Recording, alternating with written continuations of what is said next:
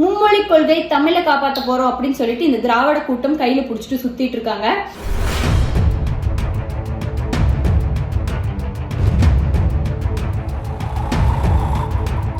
அந்த காலத்துலலாம் தமிழை வளர்த்துறதுக்காக, அதாவது தமிழையும் ஆன்மீகத்தையும் சேர்த்து வளர்த்துனாங்க. ஆன்மீகத்தை மூலியமா தமிழை வளர்த்துனாங்க. திருப்புகள், திருவாசகம் போன்ற நூல்கள் எல்லாம் எழுதி மக்கள் கிட்ட கொண்டு போய் சேர்த்துனாங்க. அப்படி தமிழை வளர்த்திட்டு இருந்தாங்க.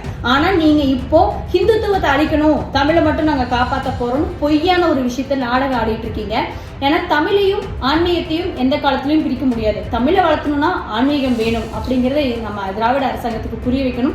அதே மாதிரி உங்க வீட்டு குழந்தை எல்லாம் 3 மொழி 4 மொழி படிக்கலாம். நீங்க நடத்துற பள்ளிக்கூடத்துல 3 மொழி 4 மொழி சொல்லிக் கொடுக்கலாம்.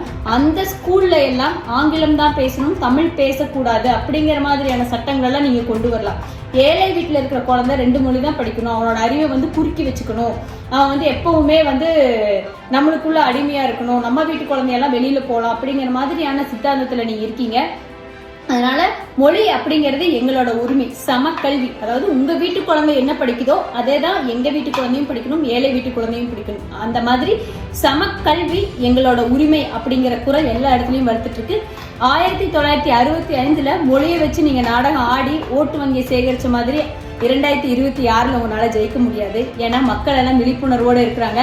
எல்லாருக்கும் தெரியும், எல்லாருக்கும் சமமான கல்வி வேணும் அப்படின்னு சொல்லிட்டு திரும்பவும் சொல்றோம். மொழி அப்படிங்கிறது பொதுவானது, கல்வி அப்படிங்கிறது பொதுவானது. இதுல ஏழை வீட்டு குழந்தை, இதுல பணக்கார வீட்டு குழந்தை, எங்க வீட்டு குழந்தை, உங்க வீட்டு குழந்தை கிடையாது. சமமான கல்வி, சமமான சமூக வளர்ச்சி அப்படிங்கிறத எப்பவும் ஞாபகம் வச்சுக்கலாம்.